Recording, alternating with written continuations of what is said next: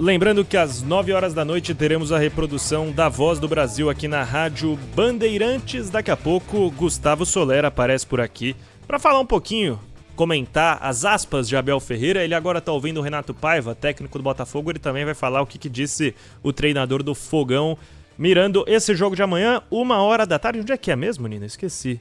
É amanhã. Não, onde que é? Na Filadélfia. Boa. Não, amanhã eu lembro. É no Lincoln... Sim.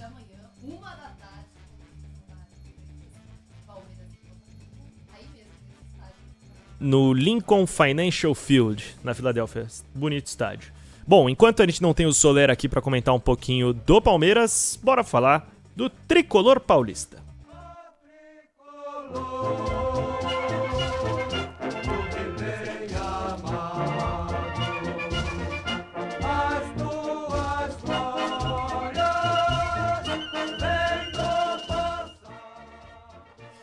E o São Paulo, Guilherme Agrella, como vai?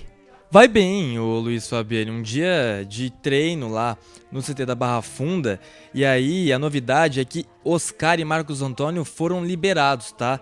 Os dois têm lesões, ou pelo menos tinham lesões, um problema na coxa pro Oscar e um problema na posterior da coxa esquerda pro Marcos Antônio, uma lesão sofrida contra o Grêmio pelo Campeonato Brasileiro. Os dois foram liberados pelo departamento médico, tudo bem, com meia e volante respectivamente. Agora, quanto ao Lucas e ao Ferreirinha, o Lucas com o estiramento da cápsula posterior do joelho direito, uma lesão bem anormal, assim, nada comum no futebol, se recupera. Já era sabido que ele voltaria depois da Copa do Mundo de Clubes, ele se recupera bem.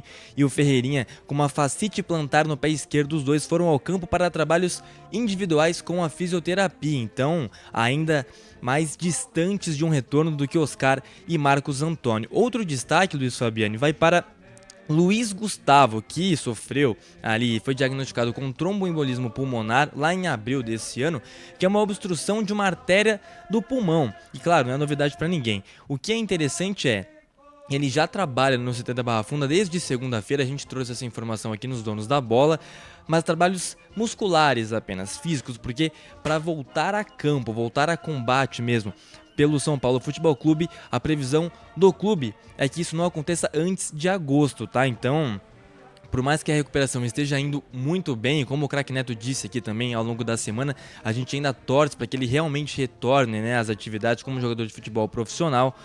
Se isso acontecer, vai acontecer só depois de agosto. O São Paulo, que agora vive dias importantes quanto a Alan Franco, zagueiro argentino de 28 anos que tem contrato até o fim deste ano. São Paulo quer renovar até o fim de 2027, ou seja, mais 2 temporadas. Lembrando que no mês que vem, a partir do mês que vem, se essa renovação não sair, o Alan Franco já pode assinar um pré-contrato com outro clube. Então São Paulo corre aí contra o tempo para renovar com um zagueiro argentino que é um dos principais destaques, talvez a única unanimidade desse setor defensivo do agora comandado pelo Hernan Crespo. Luiz Fabiani.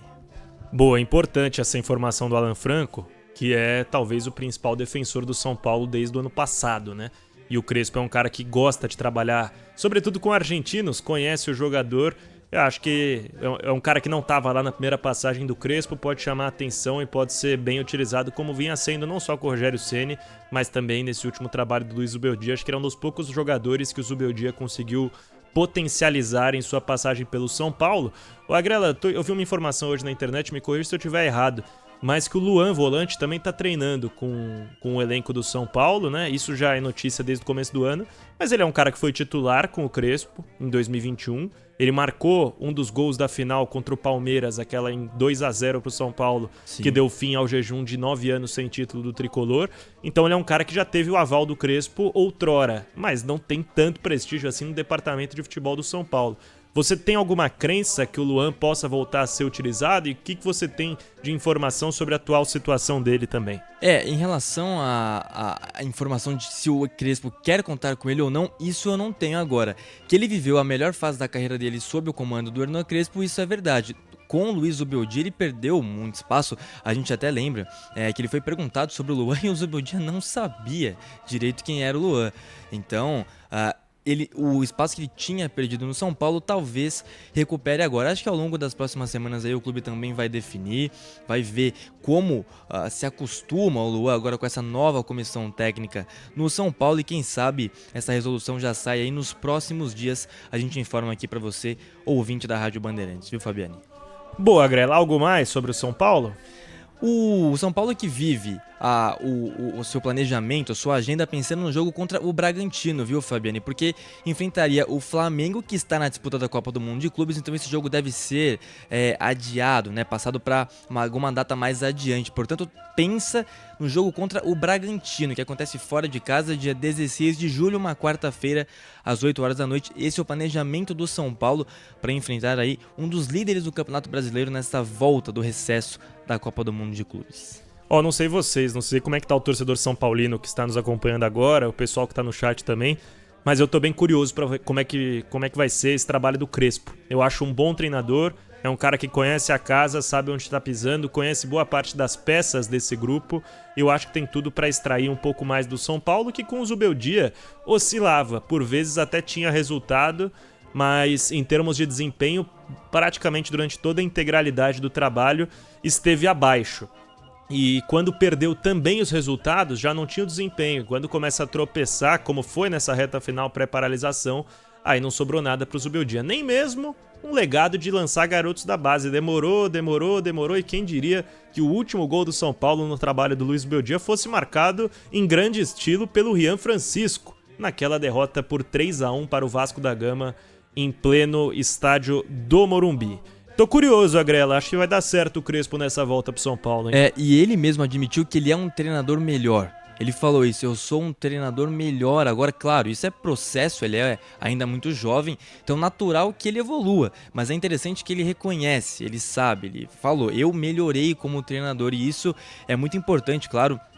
Dá aí muita esperança pro torcedor são paulino. Última informação aqui, Fabiano, que não é nada novo, mas o São Paulo acertou a venda do lateral direito Ângelo, de 16 anos, é uma joia lá de Cotia. Ele vai jogar no Strasbourg, da França, mas só em outubro do ano que vem, que é quando ele completa 18 anos, uma venda de aproximadamente 31 milhões e 300 mil reais, uma venda importante para o São Paulo, que também, isso a gente já deu essa informação também na Rádio Bandeirantes com o Paulo do Vale, que tem Matheus Alves muito encaminhado para jogar no CSKA da Rússia. Ele nem se representou ontem no CT da Barra Funda, então 2 jovens da base, o Ângelo, que nem chegou, claro, ao profissional, 16 anos apenas, e o Matheus Alves, que fez alguns jogos muito próximo, o Ângelo já vendido para o futebol francês, Luiz Fabiani. Triste realidade do futebol brasileiro, né? Os clubes que estão endividados e que têm uma categoria de base forte, como é o caso do São Paulo, eles têm que vender o almoço para pagar a janta, né?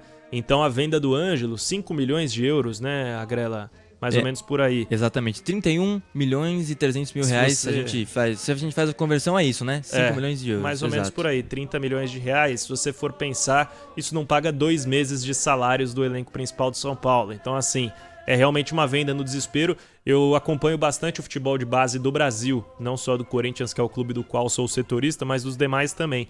E o Ângelo, ele na última data FIFA da seleção sub-15, ele foi o melhor jogador da seleção. E hoje teve um amistoso da seleção brasileira sub-17, que o Brasil venceu por 5-0 e o Ângelo foi titular. Então, uma peça importante que o São Paulo abre mão, eu não digo importante ao elenco, mas que seria importante à instituição pelo valor que ele poderia gerar. De São Paulo é só isso, Agrela? Só isso, a gente traz mais informações ao longo da programação da Rádio Bandeirantes.